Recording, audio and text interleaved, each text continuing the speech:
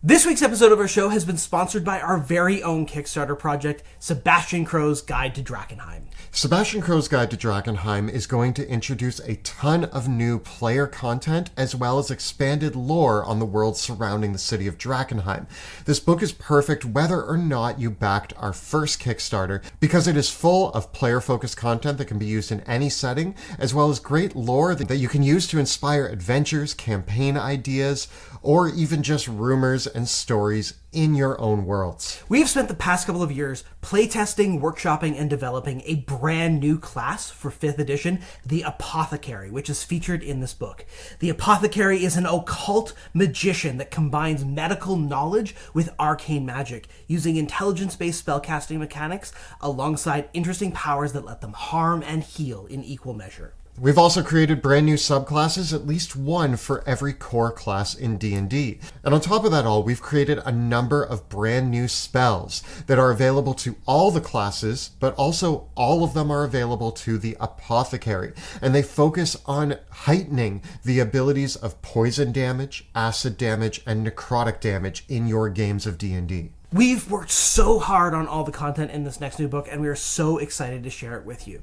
If you'd like to get information on the Kickstarter campaign and find out when you can start backing it, follow the links in the description below. And now, onto this week's episode. Greetings, my name is Monty Martin. And I'm Kelly McLaughlin, and we are the Dungeon Dudes. Welcome to our channel where we cover everything D&D, including advice for players and guides for GMs. We upload new videos on Tuesdays and Thursdays, so please subscribe to our channel so that you never miss an episode. Today, we're talking about 6 different ways that Dungeon Masters cheat when they are running their games of D&D. Now, cheating is a bit of a loose term that we're using for this episode because Dungeon Masters get to dictate and manage the rules at their table, and so some might say that Dungeon Masters can't cheat. But there are choices that Dungeon Masters can make that can impact the game in a negative way. However, these same tools can be used for positive effects as well. And so today, as we dive into 6 ways that Dungeon Masters cheat, we're going to look at the potential to use these options in positive ways that might help you at the table as a Dungeon Master. But you need to be careful because with great power comes great responsibility. And the power to bend and shape the rules to your will can be just as harmful for your table as it can be beneficial. When players feel like the Dungeon Master is cheating, they can feel frustrated and it can actually spoil their fun. The reason for this is because there is an unspoken trust that exists in any role-playing game between the players and the Dungeon Master. And when a player feels like their Dungeon Master is cheating, it stretches and potentially even breaks that trust. But the trust between players and Dungeon Masters is the foundation upon which the fun of a role-playing game is built. If there are cracks in that foundation, or if that foundation is falling apart, it can make having a good time during a role-playing game absolutely impossible. And so when we decide as Dungeon Masters to cheat, we need to do so carefully. So with that, let's talk about 6 ways that Dungeon Masters cheat. There's a lot to discuss today, so let's get rolling. Speaking of rolling, our first topic that we're going to discuss today is fudging the dice. This is when the Dungeon Master makes a roll, probably behind their DM screen, and decides that they don't love the outcome of the dice, and so they say a different number instead. This could be used for anything in the game, really. Ability checks, saving throws, attack rolls. It could even be used for damage rolls or spell casting, really any aspect of the game where dice are being rolled. There are even cases where Dungeon Masters might have already predetermined the choice, roll the dice behind their screen to make the illusion of them leaving it up to fate, when really they've already predetermined.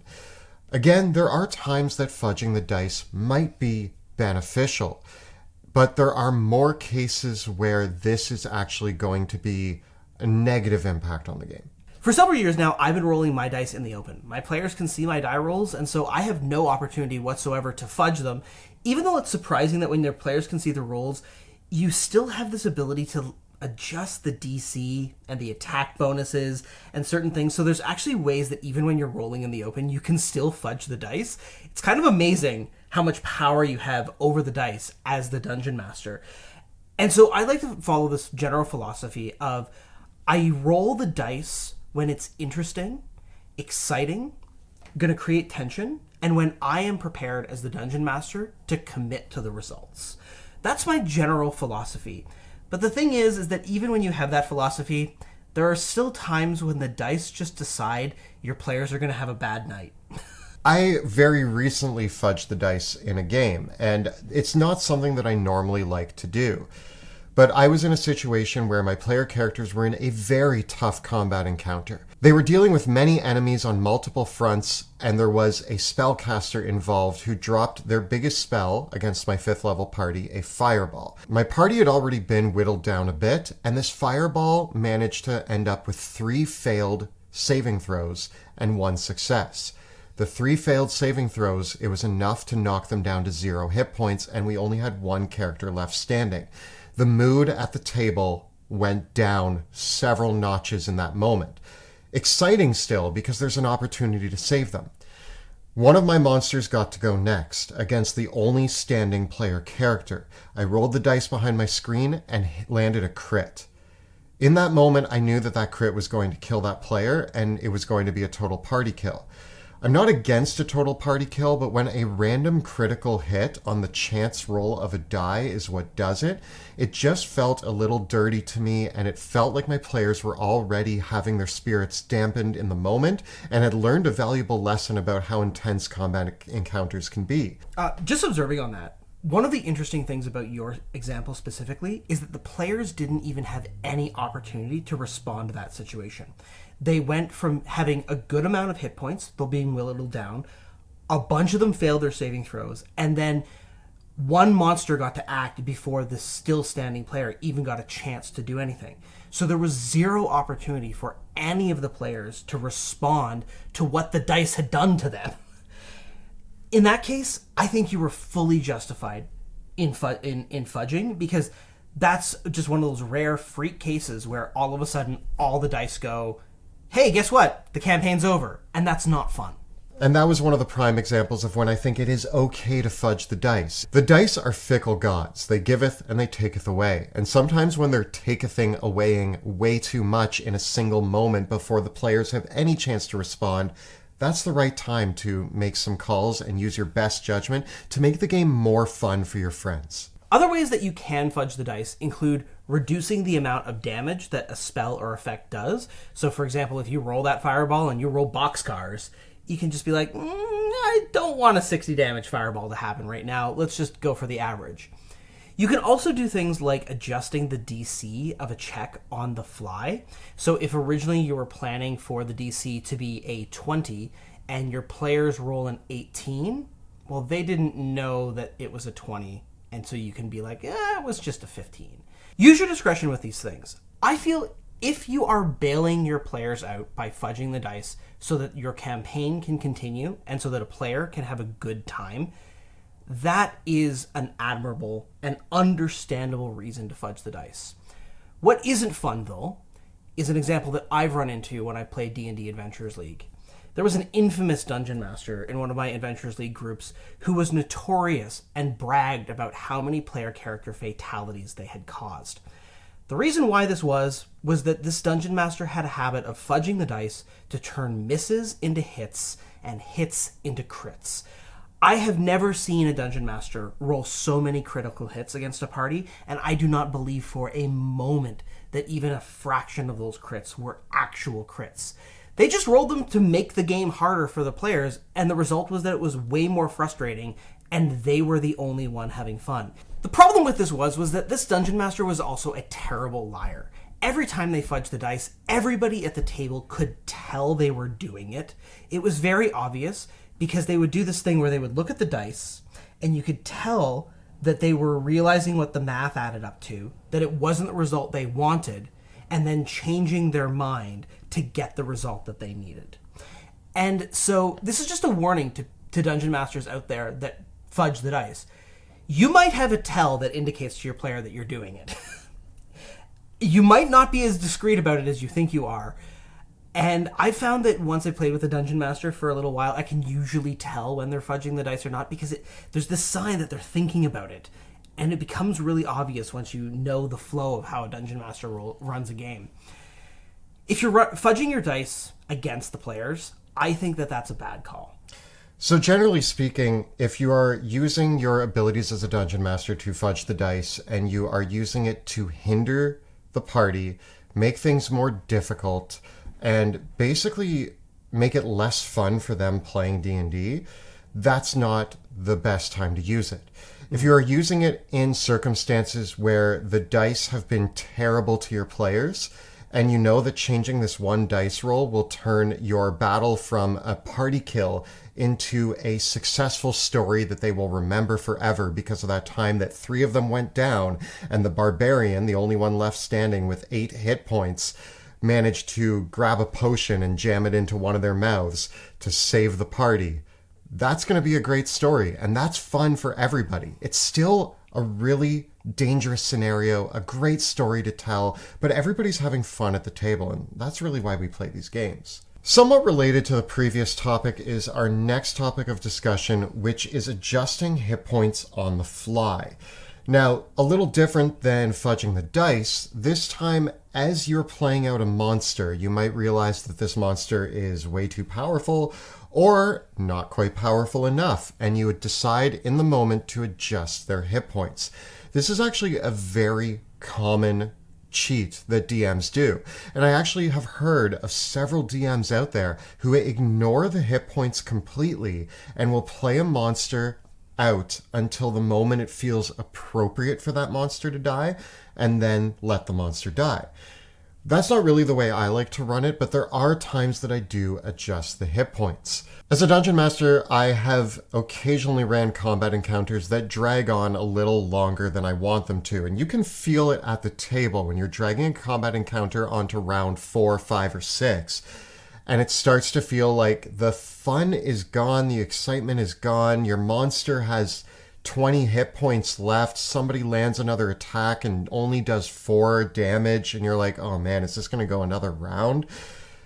At that point, sometimes it's okay to just be like, listen, the next round they're going to kill it. This monster only has 1 turn left. They don't have any of their big guns left.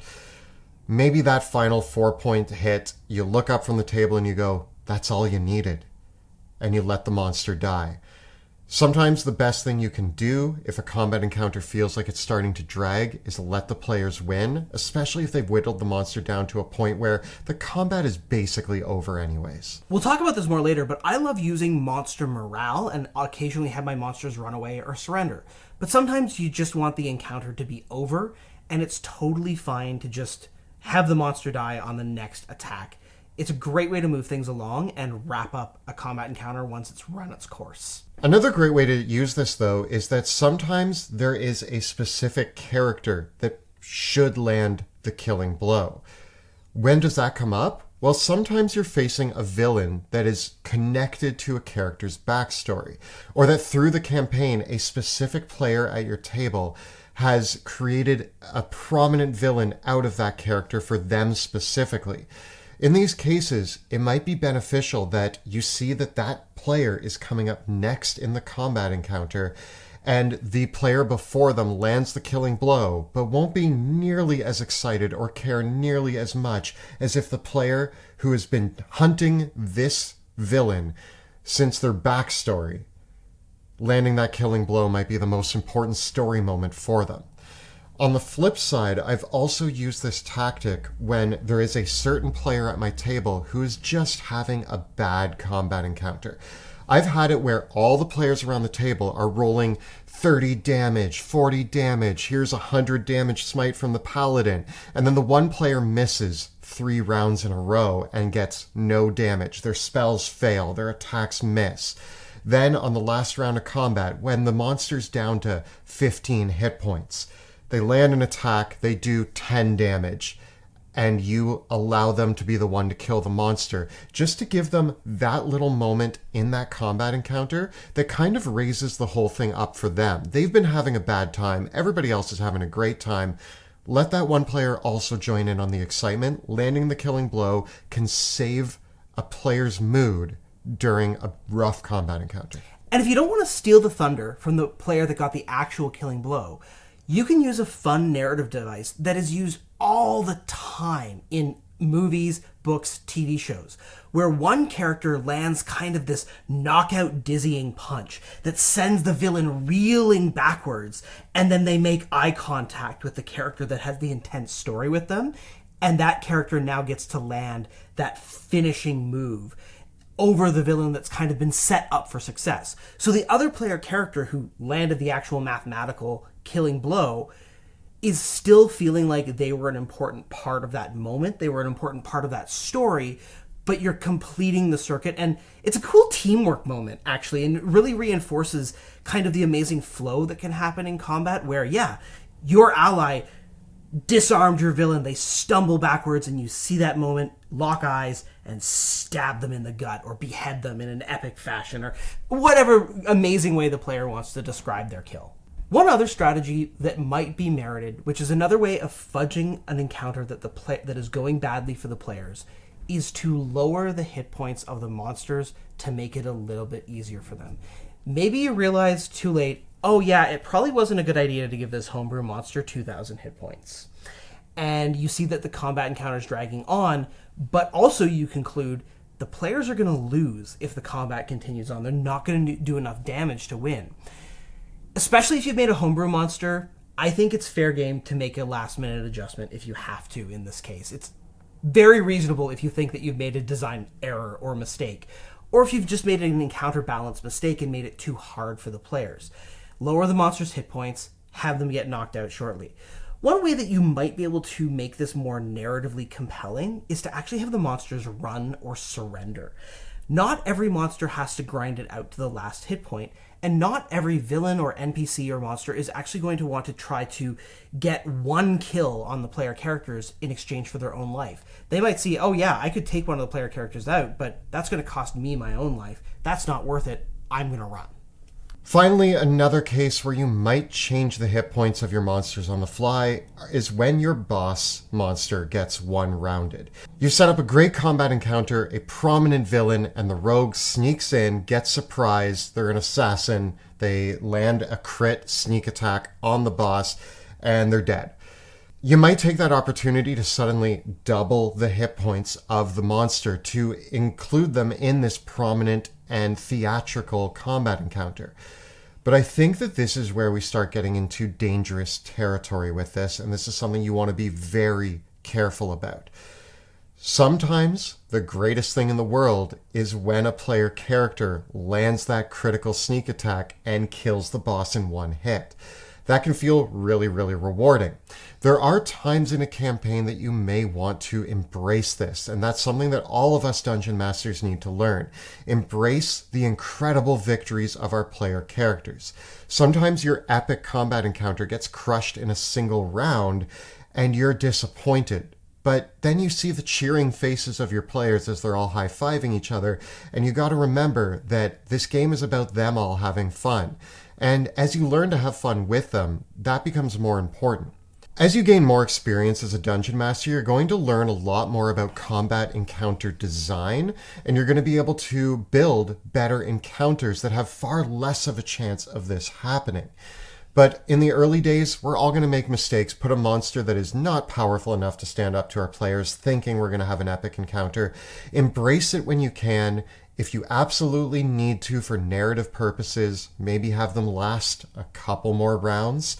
But be very careful with that and try to embrace how awesome your player characters are being. As we come to our next point, this is another modification for combat encounters that might be feeling too easy, and in my opinion, is actually better than the previous example of, oh no, they one-rounded my boss, let's give them double hit points. We call this one the Quantum Ogres. The Quantum Ogres, or as I call it at my table, my B team, is always some extra monsters that I have set to the side that could appear randomly in a combat encounter if it's just going way too easily for the players. I actually did this the other day. I didn't use the ogres because my fireball wiped out almost my whole party, but if they had destroyed the mage in the first round, killed the minions, then I was going to have 2 ogres show up and just add some meat shields into the combat encounter. I had placed a cave in the environment nearby and never really mentioned it, but I was going to say that there were 2 ogres sleeping in that cave.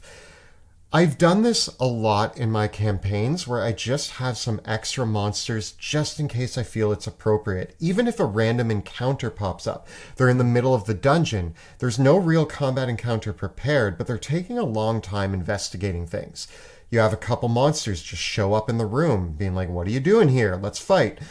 It can be a really interesting way to mix things up or to increase the difficulty in an otherwise easy situation for the players. I feel like if you are going to use Quantum Ogres, you do need to do a little bit of preparation on your part to make sure that if they are going to show up, that there is a narrative justification. Having monsters suddenly pop out of nowhere might make sense if there's an interdimensional rift present. But having monsters that are incongruent with the environment, incongruent with the encounter, just show up out of nowhere with no chance for the players to perhaps detect them, cannot make a lot of sense. So oftentimes, if a monster doesn't have the ability to simply show up out of nowhere because the combat encounter is happening in a magical rift where anything could possibly happen, because not every combat encounter can happen under those circumstances, it might be worth telegraphing just a little bit that there are other creatures present in the area, that there are patrols of guards wandering around the area. And instead of having the monsters immediately appear at the start of a new combat round, give the players the opportunity to recognize 1 or 2 rounds before that monsters are coming. The only downside to giving the players advanced warning is that it does lower the amount of discretion that you have as a DM over what's coming next. So I usually like to leave it to 1 round notification. I feel that that's fair. And as long as you've then telegraphed in the environment the possibility that this could happen, I feel like you're pretty safe in doing it. And we use the term ogres loosely. Obviously, as Monty said, pick some monsters that are appropriate. If you're in a bandit camp, you don't need 2 ogres showing up. Just have some extra bandits on the side. When I ran my Underdark campaign, I always had a group of giant spiders set aside because giant spiders could be anywhere. And so knowing your environment and the surroundings and knowing what monsters are likely to show up is very helpful for this. One of the things that's also possible with the Quantum Ogre technique is not even having the monsters appear as reinforcements, but not deciding how many monsters are on the field until you actually need to tell that number to your players. So oftentimes we think about a lot about how we're going to design and balance our combat encounters before they happen, and we commit to the idea that there must be this many of this monster, plus the boss. But if your player characters are going through several combat encounters at once, and they've either had an easy time of it or been worn down, you might simply decide when they run into the boss room, originally the boss was going to have 6 bodyguards, but now they have 8.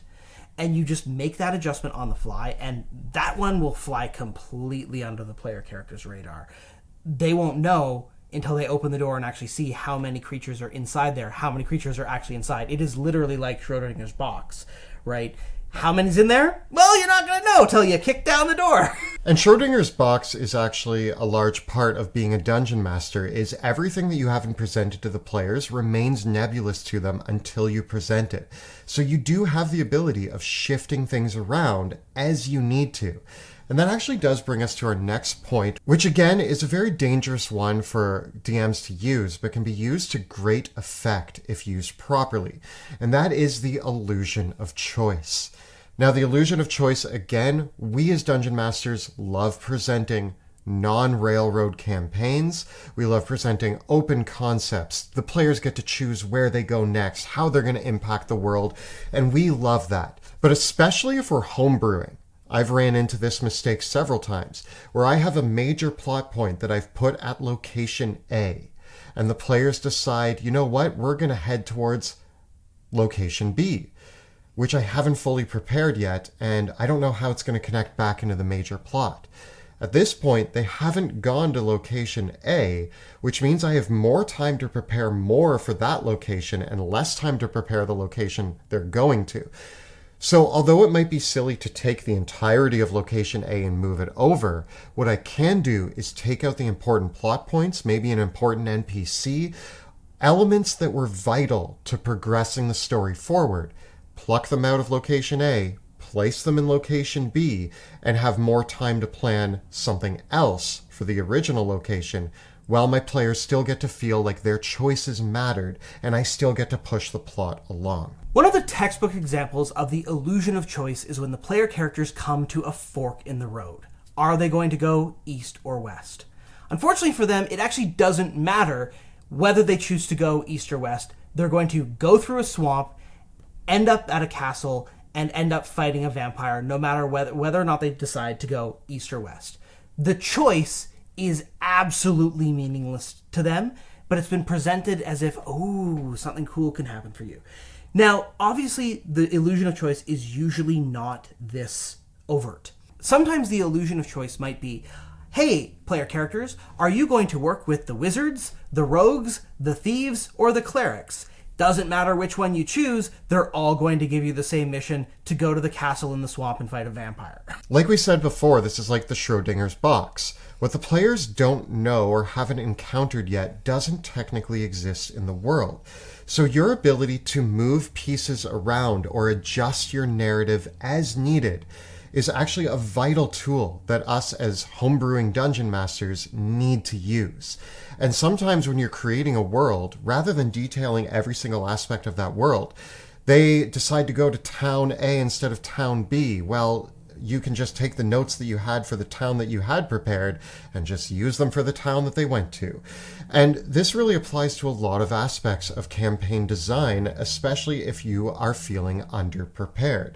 What do you have prepared, and how can you just grab that and meld that in to what the player characters are engaging with? It's worth remembering that there is a difference between railroading your players and creating a linear campaign where there's only one narrative through line. There's a part of me that feels that a better term than railroading would actually be stonewalling your player characters. Stonewalling your player characters mean that their player characters have to get across a lake. And you've planned that the only way for them to get across that lake is by taking the boat offered to them by Salty Pete. There is no other boat. There is no other way across. They must get on Salty Pete's boat, and that way Salty Pete can betray them halfway across the ocean. There is no choice. They go to the docks, ask, who can we hire for a boat? They get no choices. It doesn't matter if they hire Salty Pete or Pepper Paula. Either whoever they hire is going to betray them halfway through their journey. Again, doesn't matter what their choices are.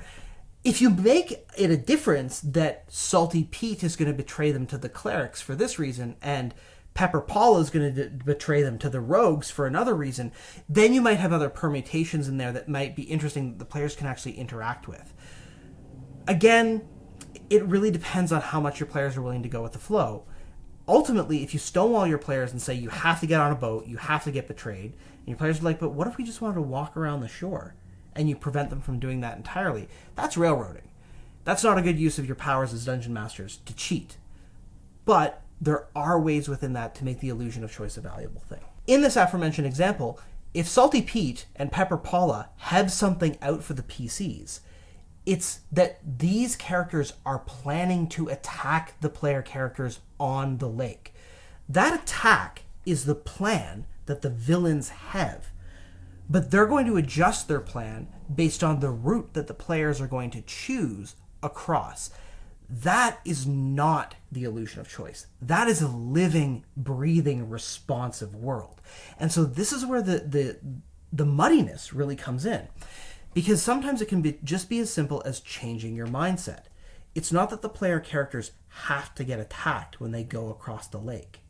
It's that the villain is looking for an opportunity to attack them on their travels.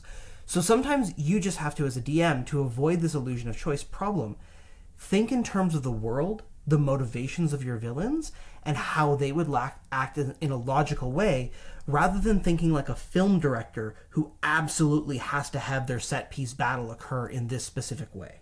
As we move on to our next point, one thing that I have learned is a great and valuable lesson as a dungeon master is that sometimes your player characters talking at the table come up with way cooler ideas than you ever had. And this is why our next cheat, which is eavesdropping on your player characters, can actually be greatly beneficial. But again, we use this to amplify the game, not to hinder or damage the experience of our players. Just the other day at my table, the group of characters found a secret door to a room full of treasure. I just had it Congratulations, you found the secret door. You get the treasure. But they all stopped and for 15 minutes discussed, well, this room's gotta be trapped. How are we going to deal with it? What are we going to do? And they came up with elaborate plans on how to navigate the potential trap. During those 10 to 15 minutes of their discussion, I was sitting there being like, well, now I got to put a trap in here. What kind of trap can it be? And I wrote a poison trap into the room, and they sent the steel defender in. And the poison went off, and the steel defender was like, I'm immune to poison. And they were like, we set off the trap. They marked the tile with an X, and they all avoided it. Really, at the end of the day, they just went into the room like I expected them to, and there was no issue. But they felt rewarded for that time that they spent worrying that there was a trap. Never give up on an opportunity to capitalize on your players' paranoia and deliver on their expectations. I think in a lot of modern storytelling, particularly in big media properties, there's a little bit of an obsession with subverting the audience's expectations. And sometimes that loses the fact that calling it, predicting it, is so rewarding for an audience. Knowing that you'd figured out the puzzle or the big reveal before it's revealed is insanely satisfying. And you don't have to have a knee-jerk reaction when your player characters have predicted your plans either. If your player characters are like, I think that the advisor to the king is actually a dragon plotting to overthrow the realm.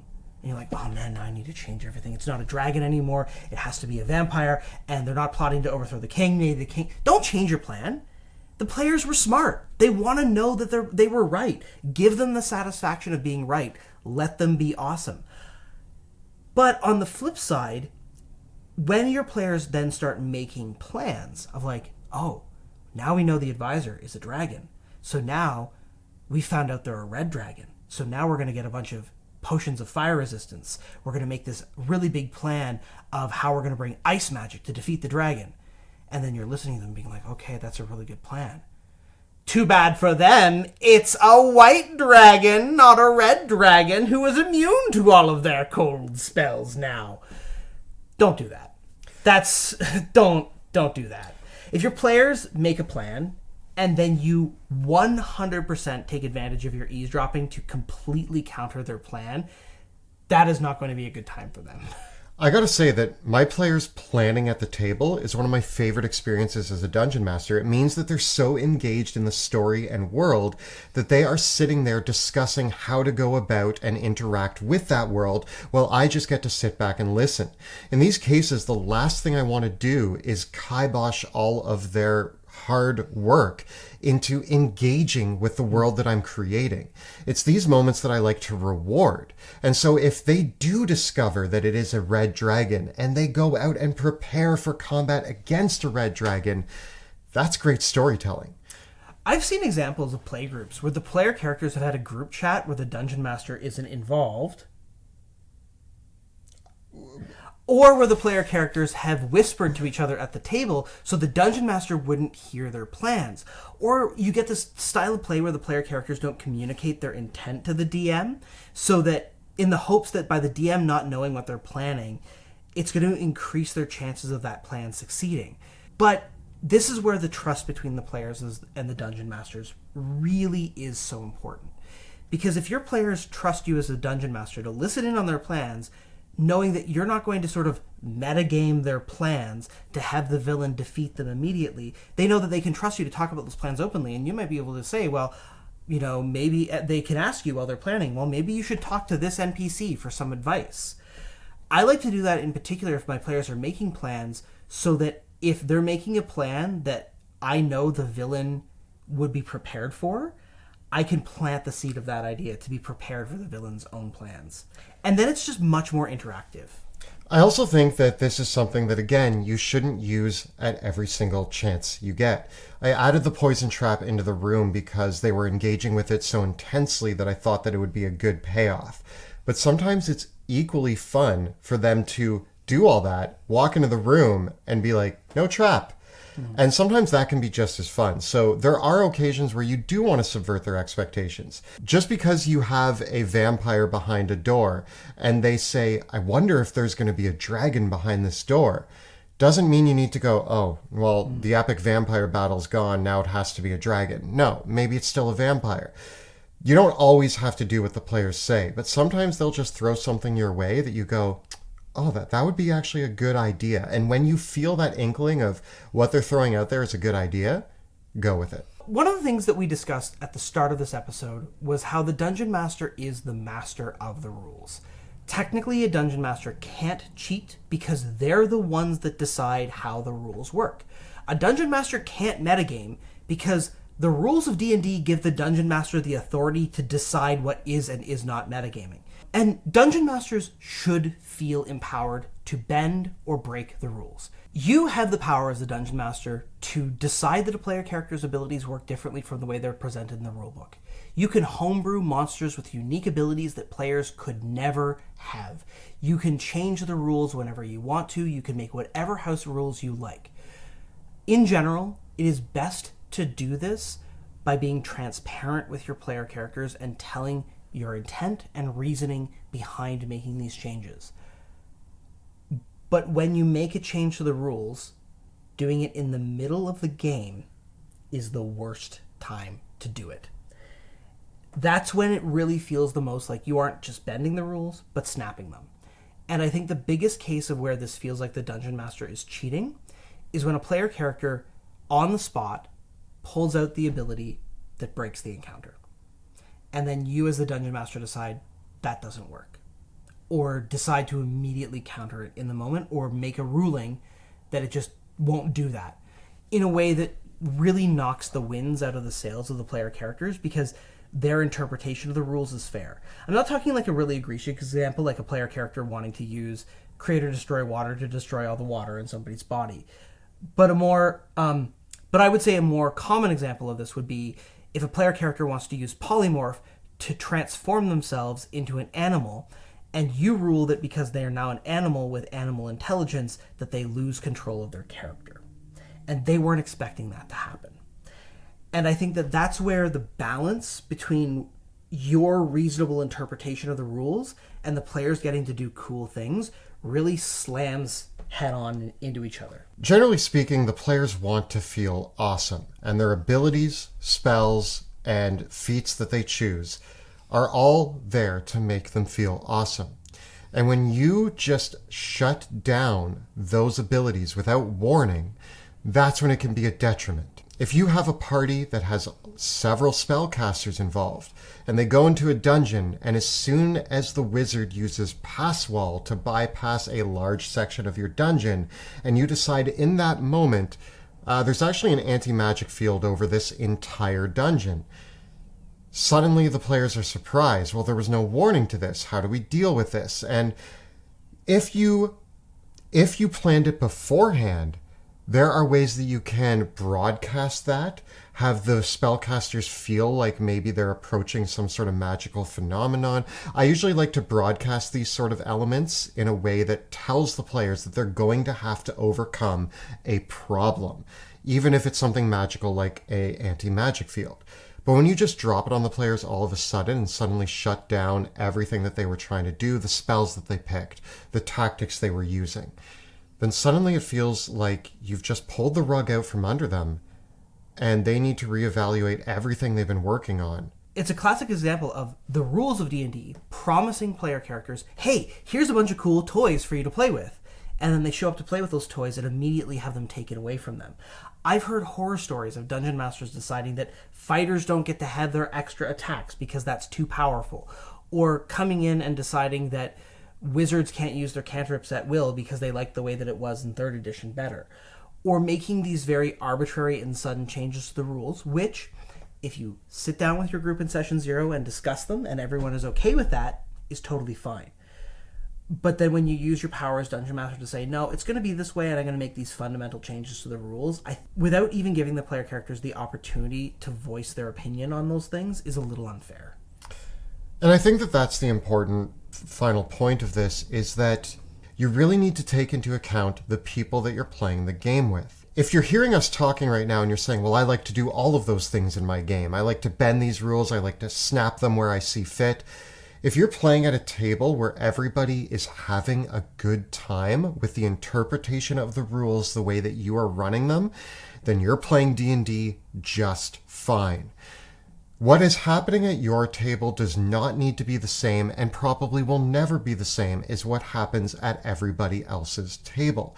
The way that you interpret the game, the group of players that you are having fun with, is the most important aspect. And so if you decide that certain spells like create and destroy water can destroy the water in somebody's body, and you've heard us say, well, you can't do that, but everybody at your table loves that interpretation, then go for it. There's nothing stopping you and you're not doing anything wrong. But you need to sit down at the beginning in your session 0 and say, hey, for those of you spellcasters, if you're thinking of using that create or destroy water, that's okay in my game.